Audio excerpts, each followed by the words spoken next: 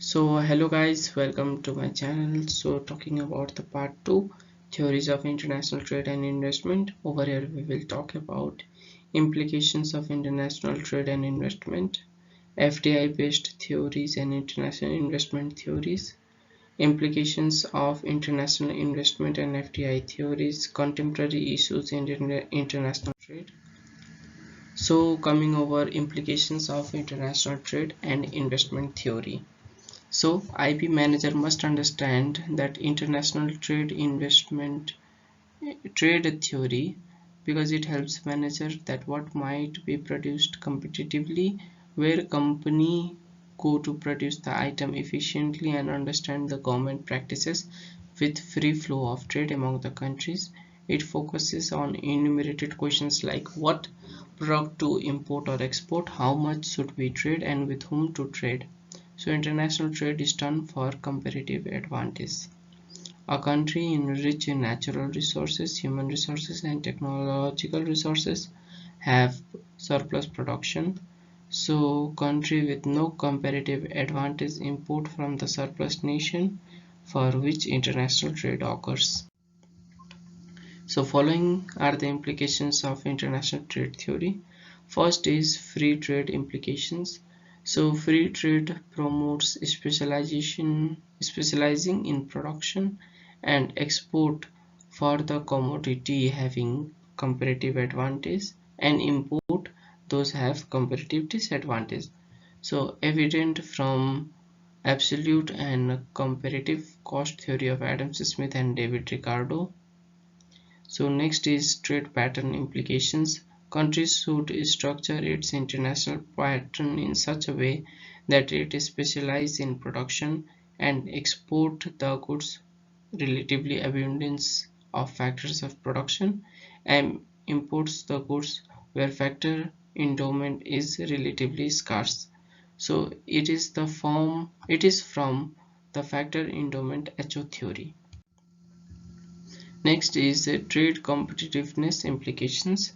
So identity commodity of international competitiveness, not only present and not only in the present and potential stage of the product life cycle, but also in the different country market, but also it is concerned in the conditions of factor endowment, market demand, related and supported industries, and forms strategy and rivalry. Such implications are from IPCL and Porter's diamond theory. FDI based theories and international theory. So an international investment theory. First, there is foreign direct investment. So it refers to the investment placed directly in business operations in the foreign countries. It's international investment.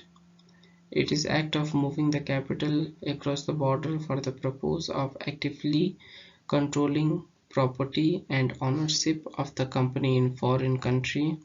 When the firm undertakes FDI, it becomes MNC or MNE. Next is monopolistic advantage theory. So Stephen Hemers proposed this theory in the late 1960s, which holds that FDI is made by the firms in oligopolistic industries possessing technical and other advantages over the indigenous or local firm. Such firm would have then advantages like economies of scale, superior technology and management. There is monopolistic benefit over local firm. Next is product and factor market imperfection theory. So it is the expansion of monopolistic advantage theory made by Richard Gibbs in 1970. The superior knowledge permitted investing firm to produce differentiated products so that buyer would prefer rather than locally made similar product. It could give firms some control over the local firm. This theory holds that the investment flow in other nation under the imperfect condition. Next we have international product life cycle theory. So Raymond Vernon IPLC theory maintains direct link between international trade and international investment. It explains that FDI is the natural stage in a product life. If a company tries to sustain in exporting market, itself have to invest in overseas production activities, or when the other companies begin to offer the similar product, it must be investing abroad. In this way, which will increase during third and fourth stage, which is maturity and decline. For this, company will have to locate production activities in those countries where the factor of production is less expensive. Next is internalization theory. So it is extension of the market imperfection theory, where it states that to receive the higher return on its investment, a firm will transfer its superior knowledge to foreign subsidiaries rather than licensing. So the firm will be able to send the knowledge, technology and management across the border while maintaining it within the firm. Next is eclectic theory, or Dunning's eclectic theory of international production. So it is miscellaneous theory as it combines diverse elements of some FDI theories. So this theory explains that a firm goes abroad for investment due to three advantages. First is ownership of a specific advantage. So the firms get the benefit of technology, knowledge, economies of scale and monopolistic advantage.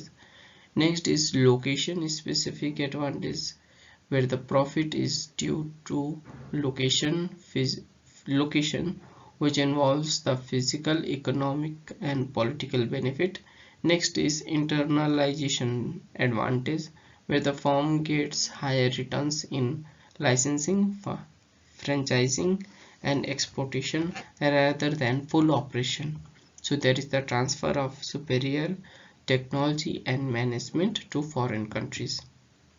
Last, we have modified theories for the third world firms. So it is applicable to the firm from the third world. Third world means poor and underdeveloped nation. So the firm from the third world have been importing the technology as the product from the developed and advanced economies. Such technologies are designed for larger market, so poor nation export output after meeting the domestic demand. So in such case, IPLC theory does not apply to the third world's firm.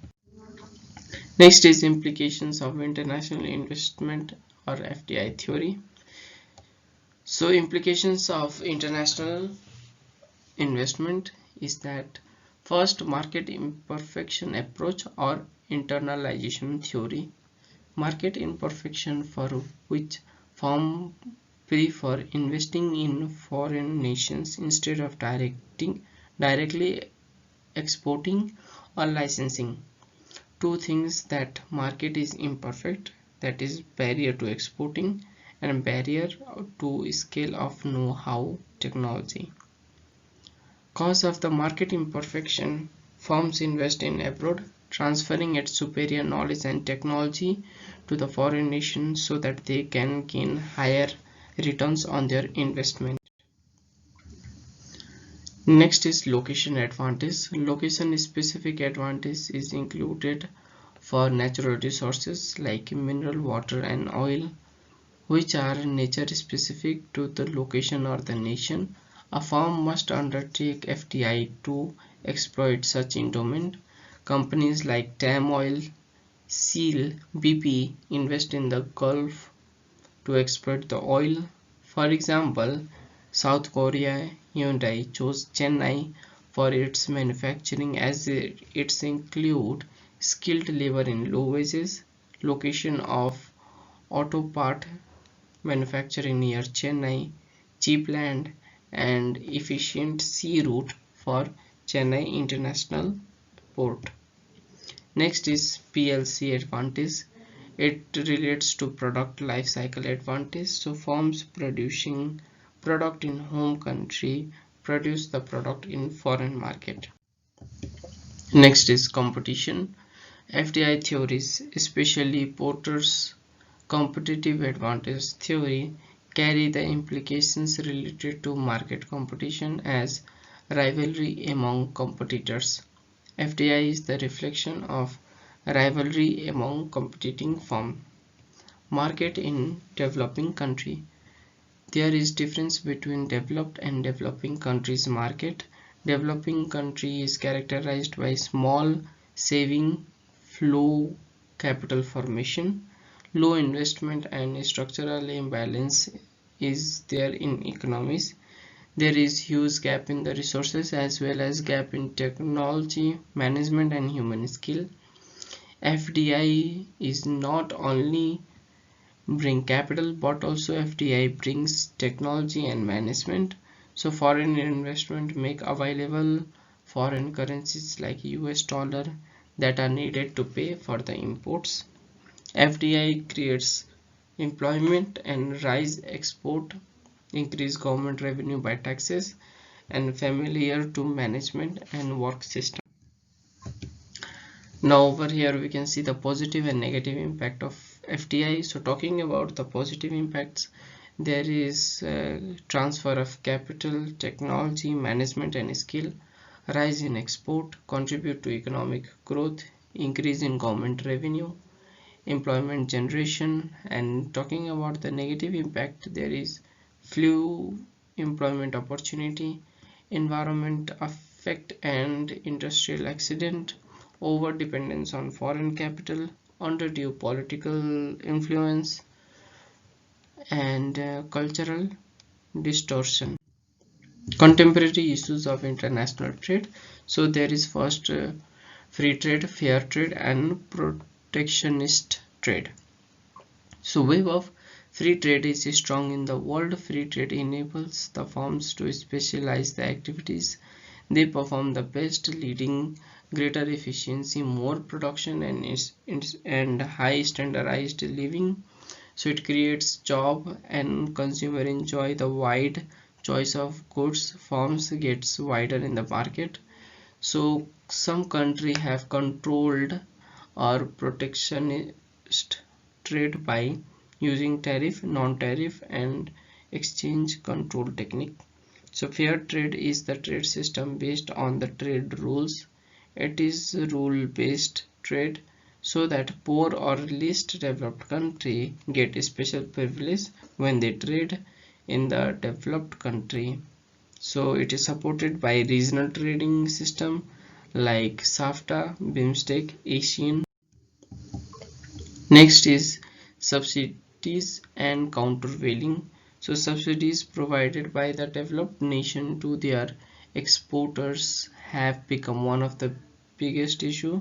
However, it is highly controversial as subsidy distort free competition in market because products of developed country become cheaper due to subsidies, whereas poor nation cannot subsidize their product. In order to remove the unwanted subsidies on the goods, country imposed countervailing duty, which is known as CVT. It is permanent surcharge imposed by importing nations on the imports such that enjoyed subsidies from the exporting nation. Such duties of subsidy allow the exporters government. Now we have sanitary and phytosanitary measures. So a critical issue in international business is related to sanitary and phytosanitary or SPS hazards. So sanitary issue is related to human and animal and phytosanitary is related to plants. So because of their concern for protecting the health of the people, animal, plants, countries protect themselves. So protect themselves from the trade in those goods which threaten for health issues. Next we have GSP and preferential system of trade, where GSP generalized system of preference is the preferential system of international trade. It is an agreement under auspicious or sponsorship of WTO, where WTO in which the product of the developing nations provided duty-free access to developed countries, which includes USA or European Union. Nepalese hand hoover, woolen carpet, and other handicrafts items are enjoying the such privileges. Dumping and anti-dumping measures. So dumping occurs when foreign country company floods another foreign market with the goods at lower price than its selling price in its domestic market. During dumping there is unfair trade practice, and WTO permits measures to curb the negative impact of the dumping by imposing anti-dumping. Next is voluntary export restraint, which is known as VER. It is a type of import quota imposed by exporting nations at request of importing country's government. So over here we can see in 1981 Japanese automobile exported to US as US government had requested Japan to do so.